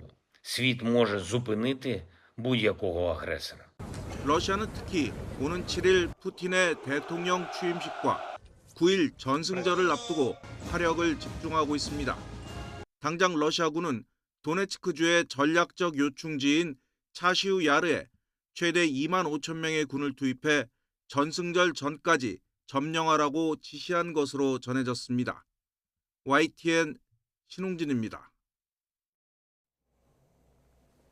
어제 파월 미 연준 의장의 발언이 비둘기 신호로 해석된 걸까요? 밤사이 뉴욕 증시가 다시 상승세로 마감했습니다. 특히 엔비디아와 퀄컴 등 반도체 기업들과 애플을 비롯한 대형주 주가가 크게 올랐는데요. 국내 증시도 훈풍으로 이어질 수 있을지 전문가 연결해서 알아보겠습니다. 손석우 경제평론가 연결합니다. 나와 계시죠? 네, 안녕하세요. 네, 자 간밤에 뉴욕 증시 상황부터 먼저 짚어주실까요? 네, 밤사이 미국 뉴욕 증시는 3대 지수 모두 상승한 채 마감했습니다. 뉴욕 증권거래소에서 다우존스는 322.37포인트, 0.85%가 오른 38,225.66포인트에 또 S&P 500 지수는 45.81포인트, 0.91% 상승해서 5,064.20포인트로 거래를 마쳤습니다. 기술주 중심의 나스닥 지수가 상승폭이 가장 컸습니다. 전 거래일보다 235.48포인트, 1.51%가 올라서요. 15,840.96포인트를 기록했습니다. 전날 열린 미국 중앙은행의 5월 연방공개시장위원회 FOMC 결과를 비둘기파적, 즉 통화 완화적으로 해석을 하면서 전반적인 투자 심리가 살아난 모습이었습니다. 제롬 파월 미 연준 의장이 어제 기자회견에서 시장에서 현재의 통화정책 수준이 충분히 제한적이다. 그래서 우려했던 금리 인상 가능성에 선을 그었고요. 또 시중 통화량을 줄이는 양적 긴축에 대한 속도 조절에 나선 것을 또 투자자들은 긍정적으로 평가를 했습니다. 이 영향으로 미국의 정책 금리에 민감하게 움직이는 2년물 국채 금리는 4.8%대까지 떨어졌고요.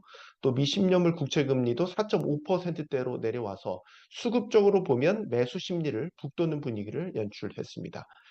업종별로는 반도체주의 상승세가 두드러졌습니다. 특히 미국의 반도체 업체 퀄컴이 전날 양호한 실적을 발표한 영향으로 10% 가까이 폭등했고요. 또 AI 반도체 칩 열풍을 주도한 엔비디아도 3%대의 높은 상승세를 나타냈습니다. 미국 반도체 기업들의 주가를 집계하는 필라델피아 반도체 지수도 2% 이상 급등하는 모습을 보였습니다. 이제 시장은 우리 시각으로 내일 발표되는 최신 고용 지표를 주목하고 있습니다. 비농업 부분 고용과 실업률이 발표되는데요. 실업률은 전달과 같은 3.8%가 예상이 되지만 이 비농업 고용자 수가 24만 명 증가해서 30만 명이었던 전월의 미국의 전월의 증가세를 밑돌 것으로 예상됩니다. 예상대로 미 고용지표가 둔화하는 모습이 나타나면 시장은 통화 완화, 즉 금리 인하에 대한 기대감을 높이면서 증시에는 긍정적으로 작용할 가능성이 커 보입니다. 네네. 자, 어제는 또 애플도 눈에 띄었었는데 그 자사주 매입이 큰 이슈가 되지 않았습니까? 이 부분도 좀 설명을 해주실까요? 네. 자, 애플은 오늘 뉴욕 증시 정규장 마감 후에 실적을 발표했는데요. 다소 부진할 것이다라는 시장 전망이 맞아 들었습니다. 애플은 지난 1분기에 907억 5천만 달러, 우리 돈으로 124조 4,182억 원의 매출과 또 주당 1.53달러의 순이익을 기록했습니다. 지난해 1분기와 비교를 하면 매출은 4% 정도 감소를 했고요. 순이익 역시 2%가량 감소한 모습이었습니다. 애플 매출의 절반 이상을 차지하는 게 아이폰인데요. 아이폰의 매출 부진이 두드러졌습니다. 아이폰 매출은 459억 6천만 달러, 1년 전보다 10% 이상 감소하는 모습을 나타냈습니다. 애플은 또 그 향후 그 실적에 대한 가이던스도 내놓지 않았습니다. 다만 팀 쿡 그 애플 최고 경영자가 앞으로 실적 방향에 대해서 한 자릿수의 낮은 성장이 예상된다라고 밝혀서 실적 둔화에 대한 우려는 여전한 모습입니다. 그러나 주가는 시간 외 거래에서 6% 급등하는 모습을 나타냈는데요. 이유는 이렇습니다. 바로 파격적인 주주 환원 정책 때문이었습니다. 그 애플은 역대 최대 규모인 1,100억 달러 규모의 자사주 매입 계획을 발표를 했고요. 아울러서 지난해보다 더 확대된 또 주당 0.25달러의 배당을 발표를 해서 투자자들의 환호를 끌어내는 모습을 보였습니다. 네. 자, 미국 증시는 분위기를 전환했다고 말씀을 해주셨는데 이제 우리 증시도 개장을 했습니다. 조금 이따 그 상황도 함께 짚어보면서 질문을 드리겠는데요. 자, 일단 우리 증권 시장에서 오늘 주목해야 할 소식은 뭘까요? 네. 그 어제 5월에 첫 거래일이었습니다. 우리 증시가 말이죠. 그래서 코스피, 코스닥 양시장 모두 소폭의 하락세로 거래를 마치는 모습이었는데요. 일단 투자자들은 미국의 5월 FOMC 결과를 소화하는 가운데 기대를 모았던 기업 밸류 프로그램의 2차 가이드라인에 대한 실망 매물이 좀 지수를 압박하는 모습이었습니다. 특히 이제 어제 2차 가이드라인의 핵심은 기업 가치 재고 계획에 대한 가이드라인이었는데 기업들이 자율적으로 기업 가치를 직접 평가하고 이에 기반한 계획을 주주들에게 제시한다는 점이 핵심이 되겠는데요. 하지만 그 자율성에 기반한 가이드라인을 가지고 오는 기업들을 끌어들일 만한 유인책이 되지 못할 것이다라는 평가가 지배적이었고요. 무엇보다 법인세 감면 같은 이 세제 혜택과 또 중장기 투자 계획 등이 빠졌다는 점에 대해서 한계로 꼽히는 부분이 되겠습니다. 이런 분위기를 반영을 해서 기업 밸류업 수혜주로 꼽히는 보험, 금융, 또 지주사 등의 업종은 어제 또 장 초반부터 일제히 하락하는 모습을 나타내기도 했었습니다. 이 밖에도 어제 우리 증시는 미국 통화 정책에 대한 불확실성이라든지 5월 증시가 전통적으로 부진하다는 이른바 세린메이 등의 분위기를 반영하며 전반적으로는 관망세가 짙었던 그런 분위기를 연출했습니다. 자, 지금 화면으로 확인했습니다만 상승 출발을 하고 있는데 오늘 우리 증시 전망도 짧게 들려주실까요? 네. 조금 전 이제 우리 증시가 개장을 했는데요. 말씀하신 대로 코스피, 코스닥 양시장 모두 상승세로 오늘 장을 출발을 했습니다. 현재 보면 기관이 매수를 하면서 코스피 같은 경우는 0.5%대의 상승세를 나타내고 있고요.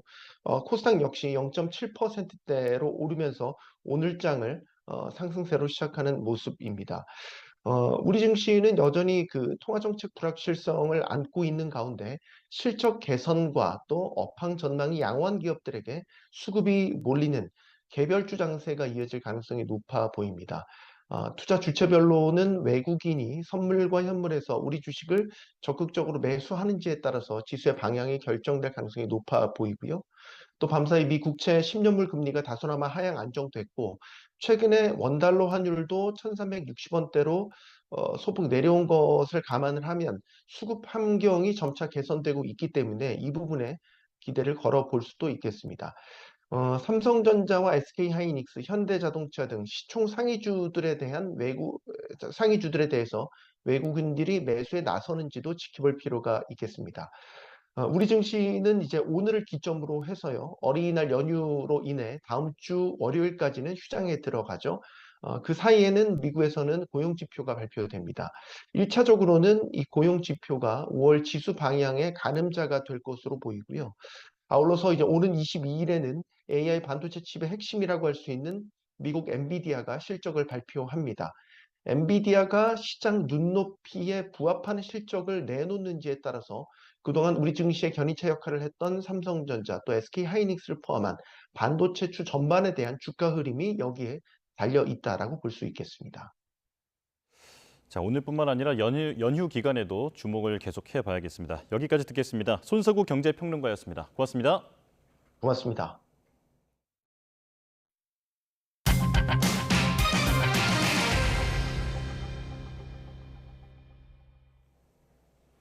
1분기 우리 경제 성장률이 1.3%로 깜짝 수치가 나온 뒤 주요 기관들이 올해 우리나라 성장률 전망치를 잇따라 올리고 있습니다.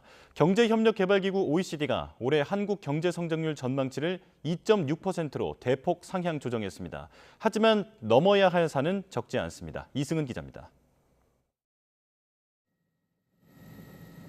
경제협력개발기구 OECD는 한국 경제가 일시적 소강 국면에서 벗어나 성장세가 강화될 것이라고 밝혔습니다.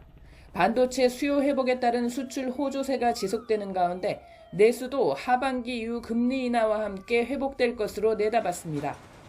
그러면서 올해 한국 경제 성장률 전망치를 2.6%로 석 달 만에 0.4%포인트 상향 조정했습니다. 정부 전망치보다 0.4%포인트 높습니다. 물가도 점차 안정될 것이라며 올해 물가 상승률 전망치를 2.6%로 0.1%포인트 내리고 내년에는 목표 수준인 2%로 내다봤습니다. 2.6% 성장 전망은 1인당 국민소득 2만 달러가 넘는 G20 국가 가운데 미국과 함께 가장 높은 수치입니다.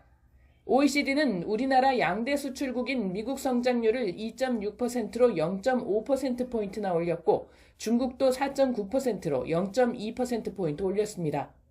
하지만 OECD가 전망한 하반기 내수 회복을 위해서는 물가와 금리 하락이 관건입니다. 유가가 언제 다시 급등할지 모르는 상황이고 농산물 가격이 잘 떨어지지 않고 있는 데다 외식비는 줄줄이 오르고 공공요금도 잇따라 오를 전망입니다. 미국 금리 인하 시기도 점점 밀리고 있는 데다 수출도 반도체 쏠림과 전기차 수요 둔화, 높아지는 무역 장벽 해소가 숙제입니다. 범부처가 유기적으로 참여하는 국가적인 지원 체계를 가동함으로써 민생 물가를 안정시키는 가운데 핵심 주력 산업의 지속적인 성장을 담보하도록 철저히 뒷받침하겠습니다. OECD는 내년 세계 경제 회복세가 올해보다 더 커질 것이라면서도 한국 경제 성장세는 올해보다 못한 2.2%로 내다보고 빠른 고령화에 대응하기 위한 구조개혁을 공고했습니다. YTN 이승은입니다. 해외에서 한국 라면과 김밥이 인기를 끌면서 수출도 날개를 달았습니다. 올해 1월부터 지난달까지 농식품 수출액이 사상 최대 실적을 기록했습니다. 황보혜경 기자입니다. 편의점 한쪽에 라면이 종류별로 진열돼 있습니다. 매장을 찾는 손님의 90%는 외국인입니다. I like it because it's really spicy and I like really spicy food. And it's hard to find things that are spicy enough for my taste at home. I like most Shin Ramyeon and Jjajangmyeon a lot. In the US it's like pretty common to find it in stores and everything no matter where you look. K-푸드 인기에 힘입어 우리 농식품 수출이 활기를 띠고 있습니다. 올해 1월부터 지난달까지 라면이나 냉동김밥, 김치 등의 수출액은 31억 2천만 달러, 우리 돈으로 4조 3천억 원을 넘었습니다. 지난해 같은 기간보다 6.2% 증가한 수치로 1월부터 4월까지 수출 실적으로는 역대 최대 규모입니다. 품목별로는 냉동김밥 등 쌀 가공식품 수출액이 8,800만 달러로 42% 늘었고 라면은 3억 7,900만 달러로 34% 증가했습니다. 신선식품 가운데 김치 수출액은 6.8% 늘어난 5,700만 달러로 집계됐습니다. 시장별로는 특히 유럽으로의 수출액이 2억 3,080만 달러로 33% 늘며 가장 높은 성장세를 보였습니다. We started with K-dramas and we saw that they eat it a lot and it looked very yummy. I like tteokbokki. I like japchae. 드라마와 K-팝 등 한류 열풍을 지렛대 삼아 한식의 영향력이 갈수록 커지고 있습니다. 한국산 라면에 대한 EU의 식품 규제 조치가 완화되면서 미국과 유럽에서 폭발적인 성장세를 보이고 있고요. 직수법에 대해서도 한류에 대한 관심에 힘입어 꾸준히 성장하고 있습니다. 호기심에서 시작해 외국인들의 입맛을 사로잡은 K-푸드가 세계인의 식탁을 본격적으로 공략하고 있습니다. YTN 황보혜경입니다. 정부가 퇴근 시간 답답하게 막혀있던 명동, 강남 일대 정체를 해소하기 위해 광역버스 노선을 조정합니다. 골자는 회차 경로를 조정하고 운행 차로를 가로변으로 분산하는 건데 퇴근 시간이 10분가량 단축될 전망입니다. 차유정 기자입니다. 올 초 이른바 퇴근길 대란이 빚어졌던 서울 명동 일대. 이후 일부 노선을 분산해 혼잡이 이전보다는 완화됐지만 상습 정체는 여전합니다. 명동 일대를 지나는 광역버스만 29대. 관계당국이 노선 운행 경로를 변경하는 추가 대책을 내놨습니다. 먼저 부하가 걸려있는 남대문 세무서 정류장 버스 노선을 분산합니다. 오는 16일부터 11개를 바로 옆 가로변에 신설하는 명동 성당 정류장으로 돌립니다. 다음 달 29일부터는 2개 노선의 회차 경로를 남산 1호 터널에서 남산 하단의 소월길로 바꿉니다. 이로 인해 명동에서 판교로 퇴근하는 길이 12분가량 단축될 전망입니다. 광역버스 30%가 집중되는 강남 일대 문제는 강남대로 하행선에 버스들이 몰려 버스 전용 차료가 오히려 더 꽉 막히는 겁니다. 다음 달 29일부터 이 구간을 다니는 5개 노선을 오후 시간대에만 역방향, 상행으로 운행하도록 분산합니다. 또 15개 노선을 일부 구간에서 중앙버스 차로가 아닌 가로변 차로로 다니도록 했습니다. 당국은 이번 조치로 퇴근 시간대 명동과 강남 혼잡 정류장을 통과하는 버스 통행량이 4분의 1 이상 줄어들 것으로 보고 있습니다. 이로써 혼잡 시간대 명동과 강남의 혼잡 정류장 버스 통행량은 각각 26%, 27% 저감되고 시간은 각각 8분, 12분 감소될 것으로 기대됩니다. 당국은 노선 분산을 모니터링한 뒤 필요하면 추가 조정을 검토할 예정입니다. YTN 최유정입니다. 함께 여행 간 동창생을 폭행해 식물인간으로 만든 20대가 징역 6년을 선고받았습니다. 피해자 가족들은 형량이 적다며 울분을 터뜨렸습니다. 보도에 김민성 기자입니다. 한 남성이 여성을 바닥에 내팽개치고 그 위력에 옆에 있던 여성까지 쓰러집니다. 일어나지 못하는 상대를 향해 위협적으로 욕설도 합니다. 이 짧은 영상이 촬영된 건 지난해 2월 부산의 한 숙박업소. 가해자 20살 원모 씨는 중상해 혐의로 재판에 넘겨졌습니다. 선고 앞두고 있는데요. 피해자한테 한 말씀 해주시죠. 인정하세요? 폭행당한 여성은 원 씨의 중학교 동창생인 여지연 씨. 목을 심하게 다쳐 치료받았지만 끝내 식물인간 상태가 됐습니다. 지연 씨 부모님은 가해자를 불구속 상태로 재판받게 하고 징역 5년을 구형한 검찰의 판단에 분개했습니다. 지연 씨 사연을 알게 된 여론의 공분이 커지자 구형량은 징역 8년으로 올랐고 가해자 원 씨에게는 징역 6년이 선고됐습니다. 재판부는 사건 당시 19살에 불과했던 피해자가 식물인간이 됐고 부모도 경제적 어려움에 빠졌다며 범행의 심각성을 지적했습니다. 이어 피고인이 진심으로 사죄했다면 이를 해서라도 의료비나 간병비를 보탰겠지만 그러지 않았다고 꾸짖었습니다.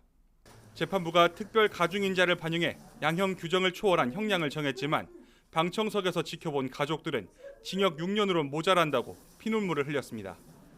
재판부만 믿어왔는데 오늘 사람을 다 죽여놓고 이제 6년을.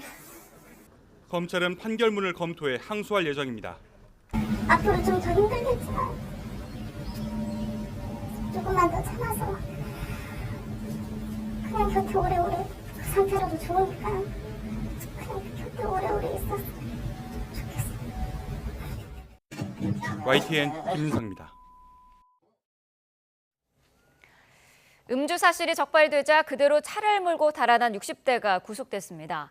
한참을 도주하다 차량을 버리고 주행랑까지 쳤는데 법인 차량은 운전자 특정이 어렵다는 점을 노렸습니다. 표정호 기자가 보도합니다. 급하게 순찰차가 출발하고 검은색 승용차를 추적합니다.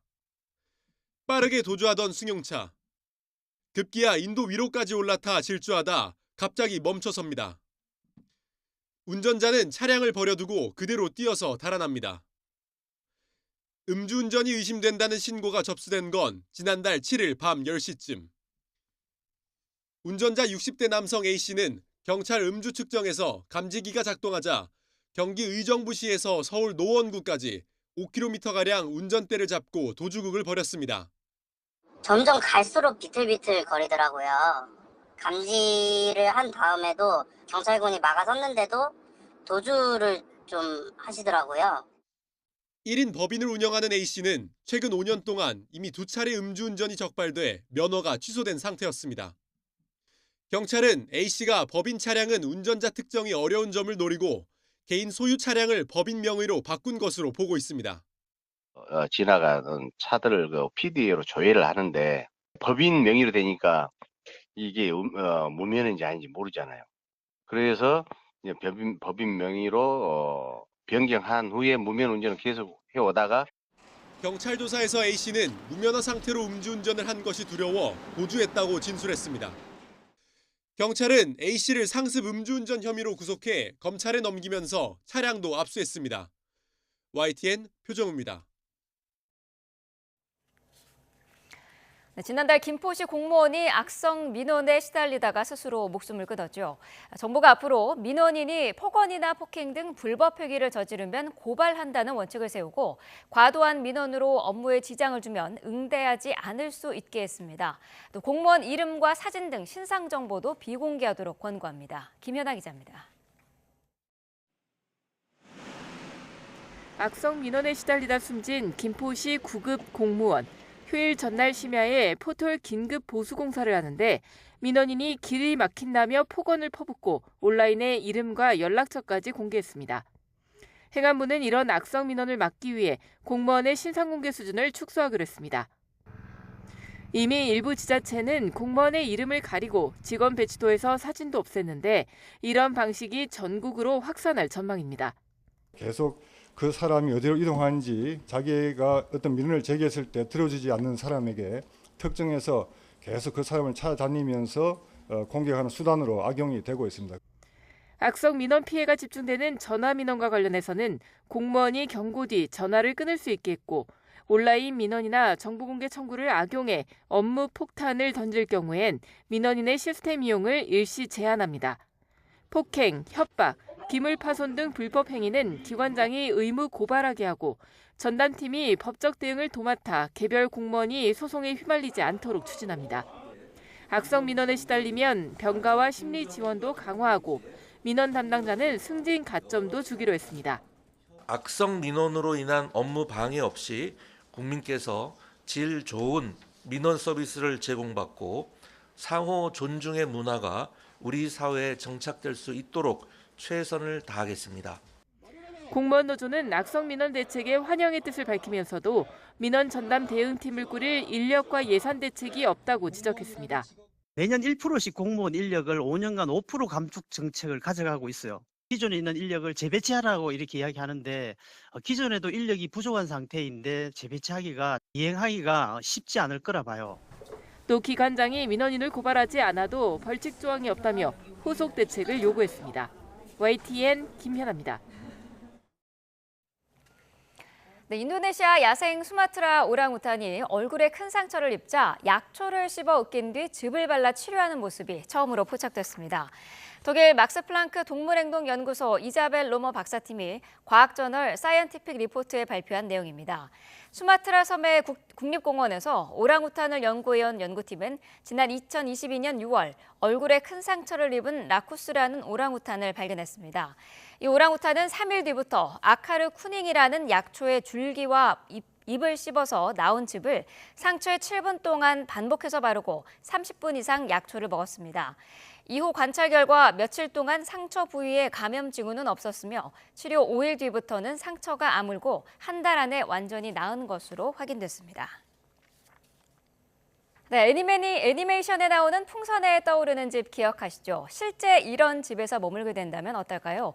숙박 공유업체 에어비앤비가 올 여름에 선보일 새로운 프로젝트를 공개했습니다. 권영희 기자가 소개합니다. 픽사의 명작 애니메이션 업에 나오는 집입니다. 풍선 8천여 개에 매달려 공중에 떠 있습니다. 에어비앤비가 미국 뉴멕시코주 아비퀴우에 직접 지었습니다.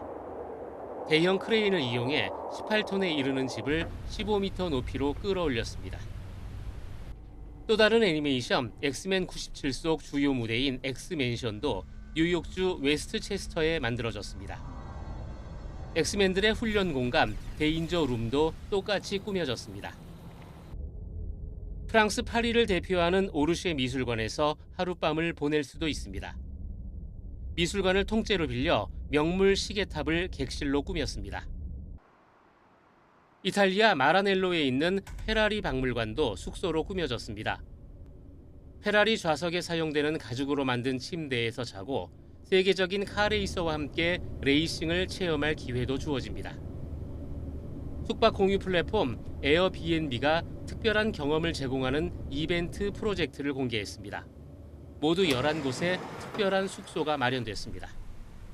생활의 많은 부분이 디지털 기기를 통한 경험으로 축적되면서 삶 자체가 디지털화되고 있는 요즘. 독특하지만 현실인 숙소를 통한 경험이 가능해졌습니다. YTN 권영입니다. 네, 앞서서 나갔던 장하영 기자 리포트에서요. 내용과 맞지 않은 자막이 좀 나갔습니다. 시청자 여러분께 양해 부탁드립니다. 다음 소식입니다. 가정의 달을 맞아 남도에서는 다양한 축제가 관광객들을 맞이합니다. 이미 시작된 한평 나비 축제는 인산인해인데요. 이어 보성 다양제와 완도 장보고 축제 등이 닻을 올립니다. 김범한 기자가 소개합니다.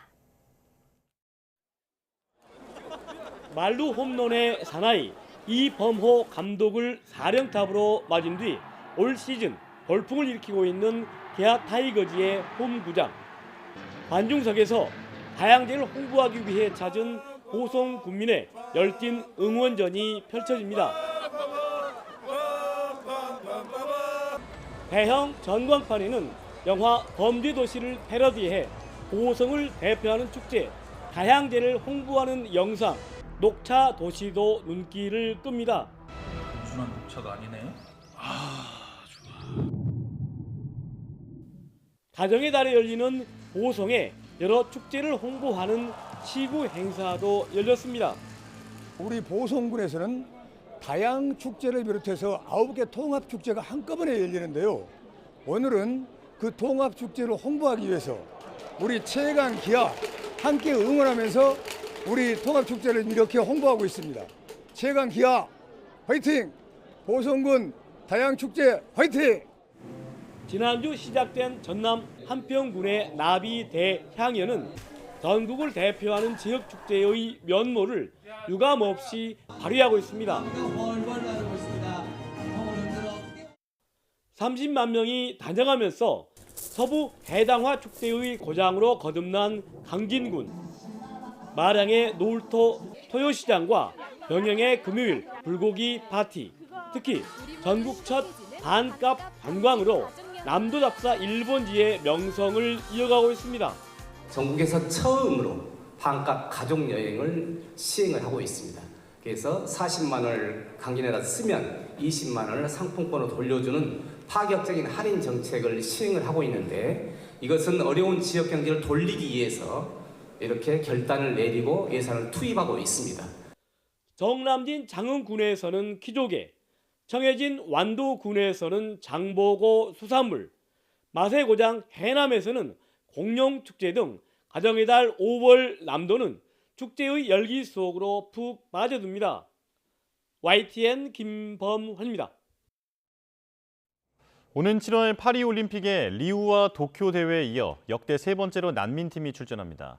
국제올림픽위원회 IOC는 아프가니스탄과 쿠바, 이란과 시리아 등 11개 나라 출신의 난민 36명이 12개 종목에 출전한다면서 명단을 발표했습니다. 이들은 내전과 전쟁, 차별 등 피치 못할 사유로 조국을 떠났으며 IOC는 올림픽 연대 기금에서 이들의 대회 준비와 출전 자금을 충당합니다. 난민팀은 파리올림픽 개회식에서 근대 올림픽 발상지인 그리스에 이어 두 번째로 입장할 예정입니다. 올 시즌 프로야구 삼성의 상승세가 예사롭지 않습니다. 두산에 2연승을 거두면서 KBO 10개 구단 중 세 번째로 20승 고지를 밟았고 에이스 원태인은 다승 단독 선두로 나섰습니다. 프로야구 소식 양시창 기자입니다. 원태인은 3회까지 한 명의 타자도 1루에 내보내지 않는 퍼펙트 피칭을 선보였습니다. 4회 첫 타자를 우전안타로 내보낸 뒤 본인이 송구 실책을 저질러 한 점 내준 게 유일한 실점이었습니다.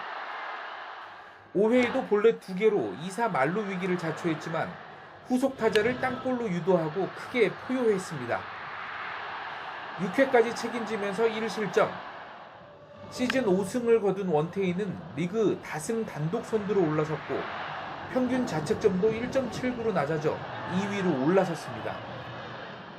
타격에서는 김영웅이 4타수 4안타 1타점으로 불방망이를 휘둘렀습니다. 더 잘하려고 욕심내지 않고 그냥 주어진 맡은 일에 좀 최선을 다하려고 하다 보니까 그게 좀 좋은 결과로 있는 것 같습니다. 롯데는 역전 석점포에 재역전 발판이 된 3루타까지 기록한 손호영의 활약에 힘입어 키움을 물리치고 5연패에서 탈출했습니다. LG는 창원에서 NC와 연장까지 가는 접전 끝에 홍창기의 결승 적시타로 승리했습니다.